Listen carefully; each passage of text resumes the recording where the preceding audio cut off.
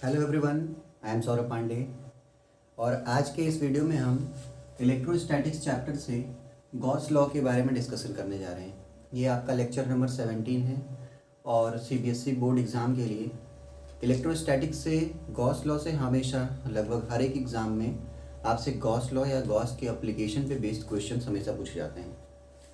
तो देखिए, गॉस को पढ़ने से पहले हमको दो चीज़ें समझनी पड़ेगी। सबसे पहले हमें समझना पड़ेगा एरिया वेक्टर को और फिर इसके बाद हमको समझना पड़ेगा इलेक्ट्रिक फ्लक्स को। तो हम एरिया वेक्टर से स्टार्ट करते हैं और धीरे धीरे करके गॉस लॉ तक पूरा पढ़ेंगे। देखिए, एरिया को जनरली आप पढ़े होंगे कि एरिया एक स्केलर क्वांटिटी है, लेकिन यहाँ पे इलेक्ट्रिक फ्लक्स, जैसे आप इलेक्ट्रोस्टैटिक्स पढ़ेंगे तो यहाँ पे इलेक्ट्रिक फ्लक्स पढ़ेंगे। जब आप मैग्नेट पढ़ेंगे तो उसमें मैग्नेटिक फ्लक्स पढ़ेंगे, या प्लेन एंगल, सॉलिड एंगल, इन सब चीज़ों को डिफाइन करने के लिए, या हम बोल सकते हैं इजीली एक्सप्लेन करने के लिए, आप एरिया को एक वेक्टर क्वांटिटी या पॉइंटेड एरिया को एक वेक्टर क्वांटिटी की तरह ट्रीट करेंगे।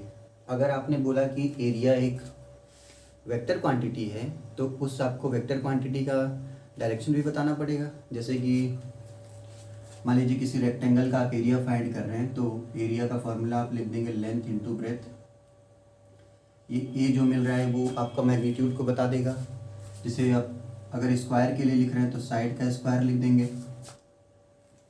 तो यहाँ से जो एरिया मिलेगी वो एरिया का आपको मैग्नीट्यूड मिलेगा। लेकिन अगर डायरेक्शन बताना हो, जैसे इस बोर्ड की हम बात करें, इस बोर्ड की एरिया फाइंड करने के लिए लेंथ इंटू ब्रेथ कर सकते हैं।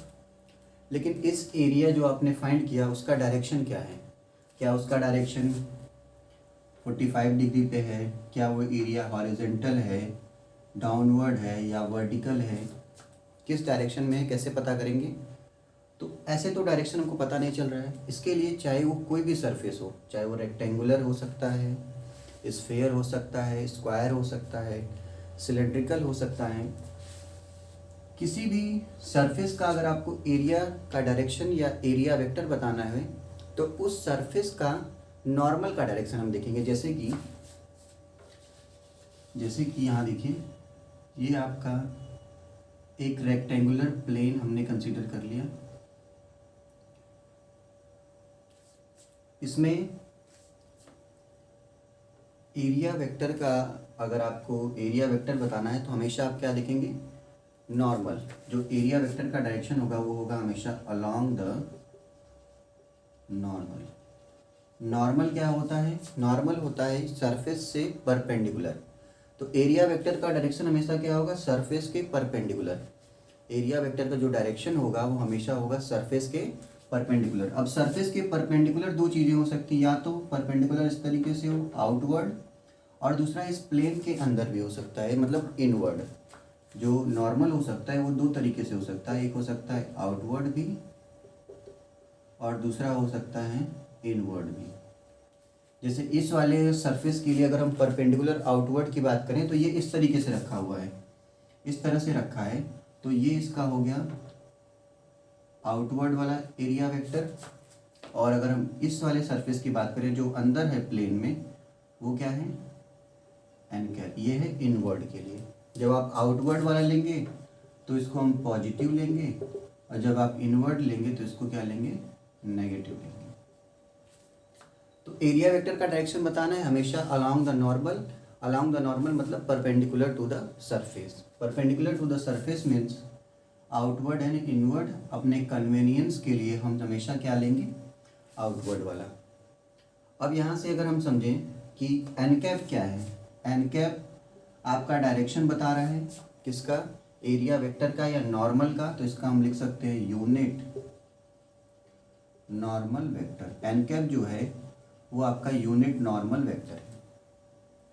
जैसे कि अगर हम बात करें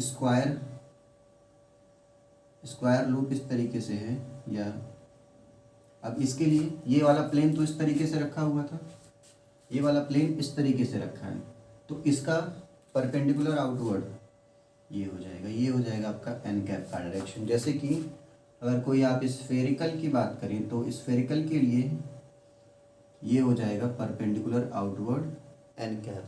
ये इसका एरिया वेक्टर का डायरेक्शन है।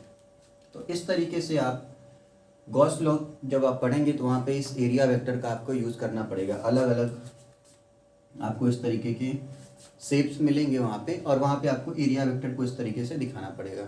अगर आपने एरिया वेक्टर का डायरेक्शन अलग कर दिया, जैसे इसके लिए आपने अगर अपवर्ड कर दिया, तो वहाँ पे आपका क्वेश्चन गलत हो सकता है। इसलिए एरिया वेक्टर की डायरेक्शन हमेशा ध्यान से बनानी पड़ेगी। जैसे कि मान लीजिए सरफेस आपका इस तरीके से हो, सिलेंड्रिकल इस तरीके से भी कंसीडर कर सकते हैं। अब इसमें 3 सरफेस हैं, 1, 2 और 3। जब आप यहाँ पे,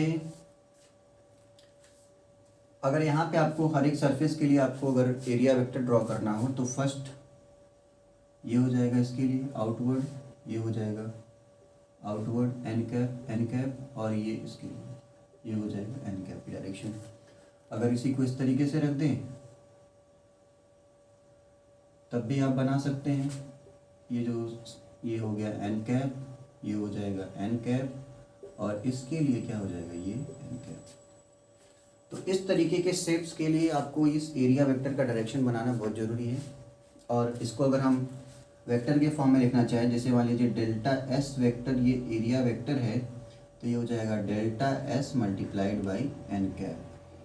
एन कैप आपका रिप्रेजेंट कर रहा है सिर्फ और सिर्फ डायरेक्शन ऑफ एरिया, और इसका मैग्नीट्यूड, आपने इसको यूनिट बोला है तो यूनिट मतलब इसका मैग्नीट्यूड कितना है, 1 है, तो इसका काम सिर्फ इतना है कि ये एरिया की डायरेक्शन को रिप्रेजेंट कर रहा है। और एरिया की डायरेक्शन आप कैसे बताएंगे, हमेशा सरफेस से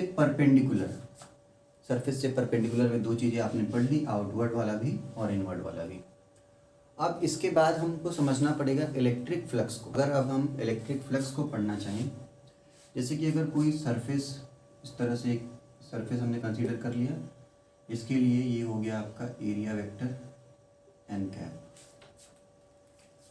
अगर इस सरफेस का एरिया मान लेते हैं डेल्टा एस है, और यहाँ पे इलेक्ट्रिक फील्ड जो एग्जिस्ट कर रहा है वो इलेक्ट्रिक फील्ड ई यहाँ पे प्रेजेंट है, और ये इलेक्ट्रिक फील्ड इस एरिया वेक्टर के साथ थीटा एंगल बना रहा है।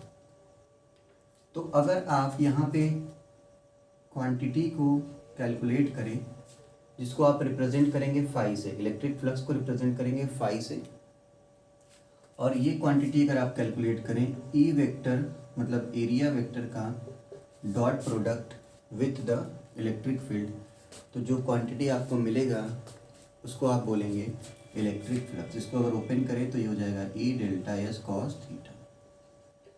ये है डेल्टा फाई की। ये मैथमेटिकली अगर आपसे बोला जाए कि इलेक्ट्रिक फ्लक्स क्या होता है, तो इस तरीके से आप बता सकते हैं कि अगर कोई सरफेस है, इसका आपका नॉर्मल जो एन कैप है, इलेक्ट्रिक फील्ड यहाँ पे ई प्रेजेंट है, या इस सरफेस के लिए इलेक्ट्रिक फील्ड ई है, तो इलेक्ट्रिक फील्ड का इस एरिया वेक्टर के साथ डॉट प्रोडक्ट जब हम करेंगे तो जो क्वांटिटी हमको मिलेगी वही क्या कहलाएगा, इलेक्ट्रिक फ्लक्स।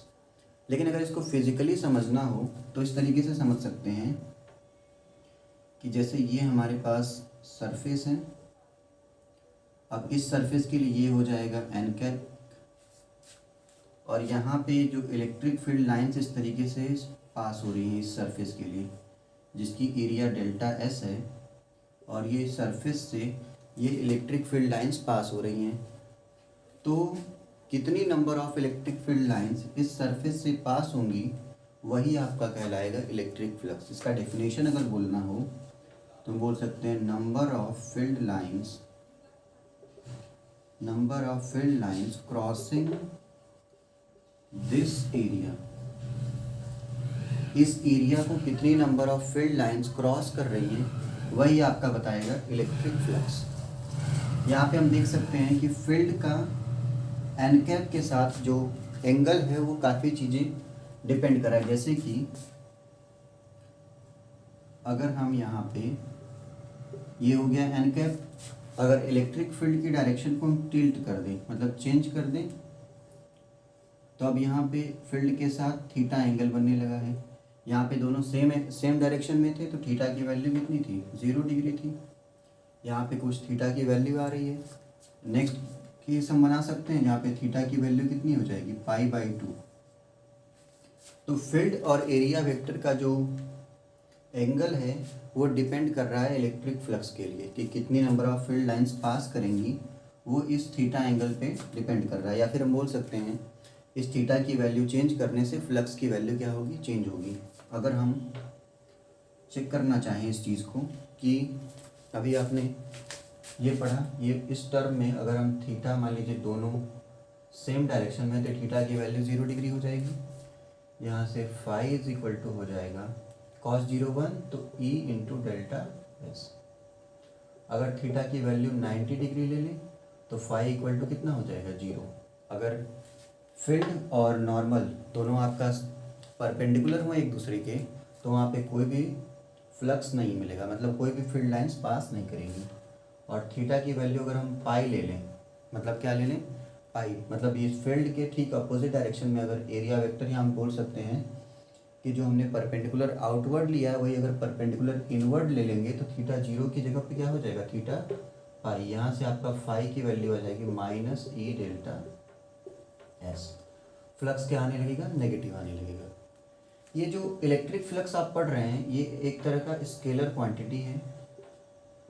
अगर आपका स्केलर क्वांटिटी है तो जैसे कि मान लीजिए ये सरफेस है, इस टोटल सरफेस आपका डेल्टा एस है। इस सरफेस को हम दो पार्ट में कर लेते हैं, एक आपका डेल्टा S1 और एक आप कर लेते हैं डेल्टा S2। अब डेल्टा S1 से भी कुछ फील्ड लाइंस पास हो सकती हैं और डेल्टा S2 से भी कुछ फील्ड लाइंस पास हो सकती हैं, और उनका जब हम नंबर कैलकुलेट करेंगे तो वही क्या बताएगा, इलेक्ट्रिक फ्लक्स को बताएगा कि डेल्टा S1 सरफेस से कितनी number of field lines pass हो रही हैं या कितनी number of field lines cross कर रही हैं इस डेल्टा S1 को, यही बताएगा आपका इलेक्ट्रिक फ्लक्स। तो इसके करस्पॉन्डिंग जो इलेक्ट्रिक फ्लक्स आएगा वो हो जाएगा डेल्टा फाई 1, और इसके करस्पॉन्डिंग जो आएगा वो क्या हो जाएगा, डेल्टा फाई 2। आप डेल्टा फाई टोटल फ्लक्स निकालने के लिए इन दोनों सरफेस का इंडिविजुअली जो फ्लक्स मिल रहा है उसको क्या कर सकते हैं, ऐड कर सकते हैं, delta phi 1 plus delta phi 2। मान लीजिए कि यहीं पे अगर हर एक जो दो सरफेस तो बन नहीं सकते, बहुत ढेर सारे सरफेस हो सकते हैं, तो सबको एल्जेब्रिक सम करने की जगह पे हम मैथमेटिक्स में इंटीग्रेशन अप्लाई कर सकते हैं। तो इंटीग्रेशन कर देंगे, इंटीग्रेशन ओवर, जैसे हमने ये वैल्यू पढ़ ली, delta phi is equal to E vector dot D S. अगर आपको टोटल के लिए चाहिए ये तो एक के लिए हो जाएगा, तो फाई इज इक्वल टू क्या हो जाएगा, integration over E vector dot D S vector. यहाँ पे हम लिख सकते हैं phi is equal to E vector dot D S. इसी का आप अप्लाई करेंगे फ्लक्स को फाइंड करने के लिए, phi is equal to integration over E vector dot D S vector. अगर कोई सी हम क्लोज सरफेस की बात करें स्फेरिकल टाइप, तो यहाँ पे एक और यूज़ कर सकते हैं, क्लोज इंटीग्रल ई vector dot D S vector. ये आपका आ गया इलेक्ट्रिक फ्लक्स का फॉर्मूला। डेफिनेशन क्या हो जाएगा, number of field lines crossing this area. किसी भी गिवन सरफेस से या गिवन एरिया से कितनी number of field lines cross कर रही है वही आपका कहलाएगा इलेक्ट्रिक फ्लक्स। कितनी इलेक्ट्रिक फील्ड लाइंस उस सरफेस को क्रॉस कर रही है वही कहलाएगा आपका इलेक्ट्रिक फ्लक्स। तो ये था आपका फ्लक्स के बारे में। गॉस लॉ को समझने के लिए फ्लक्स को समझना बहुत ज़रूरी था। अगर इसका आपको यूनिट और डायमेंशन पूछा जाए तो वो भी आप फाइंड कर सकते हैं। जैसे यूनिट अगर लिखें आप, तो इलेक्ट्रिक फील्ड है और एरिया है, तो इलेक्ट्रिक फील्ड के लिए हो जाता है न्यूटन पर कूलम और एरिया के लिए हो जाएगा मीटर स्क्वायर। तो इसको हम इस तरीके से लिख सकते हैं, न्यूटन मीटर स्क्वायर और कूलम इनवर्स। डायमेंशनल फार्मूला भी इसी तरीके से आप लिख सकते हैं। न्यूमेरिकल प्रॉब्लम को सॉल्व करते हैं, आपका इलेक्ट्रिक फ्लक्स पे बेस्ड है ये। A square frame of edge 10 centimetre, आपको एक स्क्वायर फ्रेम दिया हुआ है जिसका आपको 10 सेंटीमीटर साइड है। Place with its positive normal making an angle 60 degree. जो इसका पॉजिटिव नॉर्मल है, अब सबसे पहले आपको पॉजिटिव नॉर्मल ड्रॉ करने आना चाहिए। तो पॉजिटिव नॉर्मल ये हो गया n cap, making an angle 60 degree with uniform electric field. यहाँ पे एक यूनिफॉर्म इलेक्ट्रिक फील्ड एग्जिस्ट कर रहा है जिसके साथ ये पॉजिटिव नॉर्मल कितना एंगल बना रहा है, 60 डिग्री। इलेक्ट्रिक फील्ड का आपको मैग्नीट्यूड दिया हुआ है, वो है 20 वोल्ट। ये है फाइंड इलेक्ट्रिक फ्लक्स। आपको फ्लक्स फाइंड करना है, तो फ्लक्स फाइंड करने के लिए हमको पता है कि ई वेक्टर डॉट डेल्टा एस, या हम बोल सकते हैं ई delta S cos theta. Theta यहाँ पे है नॉर्मल और फील्ड के बीच का एंगल, वो दिया हुआ है आपको 60 डिग्री। ई आपको 20 दिया हुआ है। डेल्टा एस मतलब इस स्क्वायर फ्रेम जो है इसका एरिया निकालना पड़ेगा। तो डेल्टा एस निकालने के लिए हमको क्या करना पड़ेगा, साइड का स्क्वायर करना पड़ेगा। साइड आपको दिया हुआ है 10 सेंटीमीटर में, तो इसको पहले मीटर में चेंज कर लेंगे। तो 1 मीटर बराबर होता है 100 सेंटीमीटर। यहाँ से हो जाएगा 1 सेंटीमीटर बराबर 1/100 मीटर, या 10 सेंटीमीटर इज इक्वल टू हो जाएगा 10/100 मीटर। ये 0 से 0 कैंसिल, 1/10 मीटर। तो साइड का स्क्वायर कर देंगे तो 10⁻⁻1 का स्क्वायर, या ले सकते हैं 10⁻²। Metre square. ये तो सिंपल था। ई का वैल्यू हो जाएगा 20 इंटू